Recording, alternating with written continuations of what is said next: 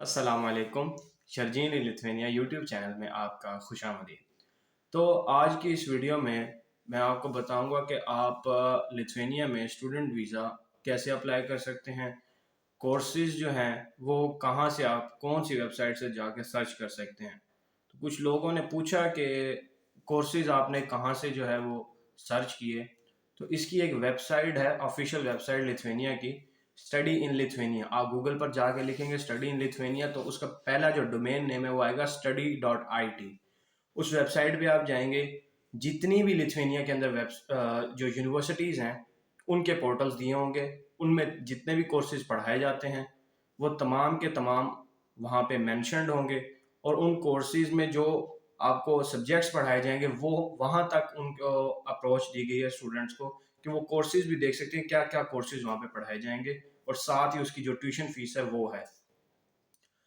तो आप वहाँ से जाकर देखें, जो आपको कोर्स अच्छा लगता है वो आप अपना सूटेबल चेक कर लें अपने एप्टीट्यूड के मुताबिक। अब कुछ लोग यहाँ पर यह भी पूछेंगे कौन सा कोर्स हमारे लिए अच्छा है, या हमने ये बैकग्राउंड है हमारा, हमने मिसाल के तौर पे प्री इंजीनियरिंग की हुई है या हमने प्री मेडिकल की हुई, तो हमारे लिए कौन सा कोर्स अच्छा है।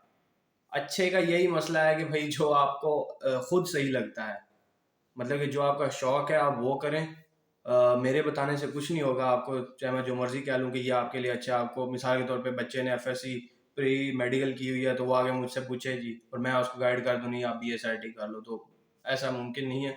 मुश्किल होगा उसके लिए आगे पढ़ना, क्योंकि यहाँ का तालीमी निज़ाम थोड़ा सा चेंज है और पाकिस्तान की तरह नहीं है। क्योंकि वहाँ तो चलो रटा शटा लगा के बंदा पार हो जाता है, यहाँ पे ऐसा नहीं होता।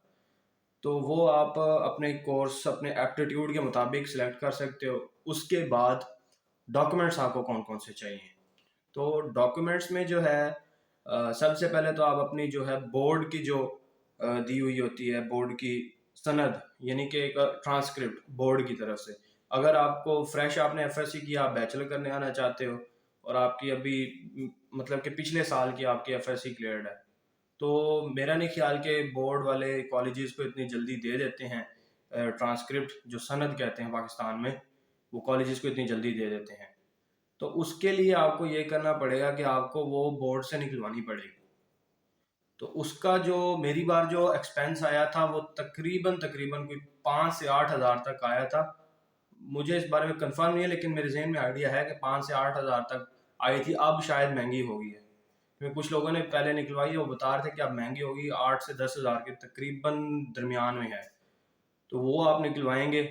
उसके बाद आप अपना एफएससी का रिजल्ट कार्ड, मैट्रिक का रिजल्ट कार्ड, उसके बाद है जी आपका मैट्रिक की सनद और एफएससी की सनद, या जो भी आपके इंटर की जो भी डिग्री है वो, ये 4 डॉक्यूमेंट्स आप बोर्ड में लेके जाएंगे। उनको जाकर आप कहेंगे कि मैंने बाहर स्टूडेंट वीज़ा के लिए अप्लाई करना है तो मुझे ये टेस्ट कर दें।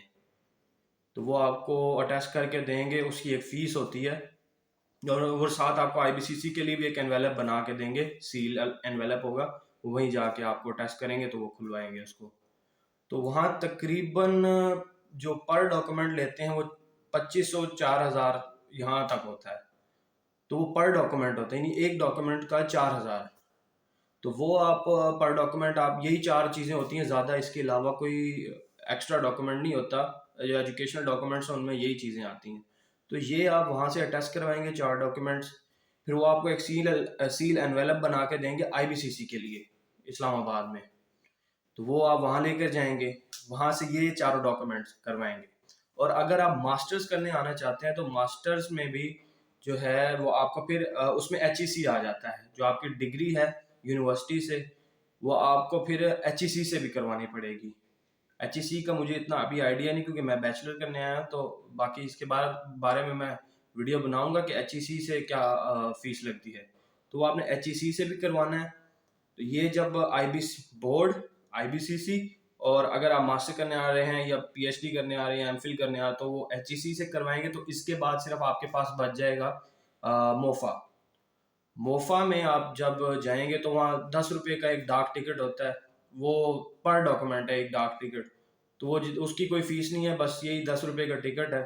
तो वो आप पर टिकट बाय करें, और वो जितने भी डॉक्यूमेंट्स आपने अटैच करवाने हैं वहाँ से, ये सारे डॉक्यूमेंट्स आप अटैच करवा लें।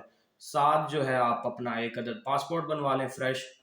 अगर आप सितंबर इनटेक में आ रहे हैं तो आप फिर कोशिश करें कि जनवरी के बाद का ही हो जो आपका पासपोर्ट है, क्योंकि नए साल का होगा तो ये है कि उसकी मियाद जो है वो ज़्यादा होगी एज़ कम्पेयर टू अगर आप इसी साल में बनवाते हैं।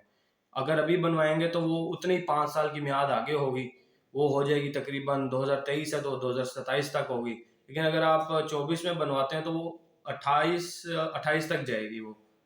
तो कोशिश करें कि 28 में ही बनवाएं, ताकि उसकी मियाद जो है, जो उसका टेन्योर है या ड्यूरेशन है उसकी पासपोर्ट की, वो ज़्यादा हो। तो ये सब चीज़ें आप गैदर करें और यूनिवर्सिटीज़ के आप जो हैं दाखिले देखें, अपने जो कोर्स आपको सुटेबल लगता है और उसमें अप्लाई करें। बाकी अगर कोई इन्फॉर्मेशन मज़ीद चाहिए तो आपका भाई हाजिर है आपके लिए वीडियो बनाने के लिए। कमेंट में ज़रूर शेयर करें ताकि वीडियो का टॉपिक और मैं आपके ये जितनी भी क्वेरीज हैं इनको क्लियर कर सकूं। तब तक के लिए अल्लाह हाफिज़।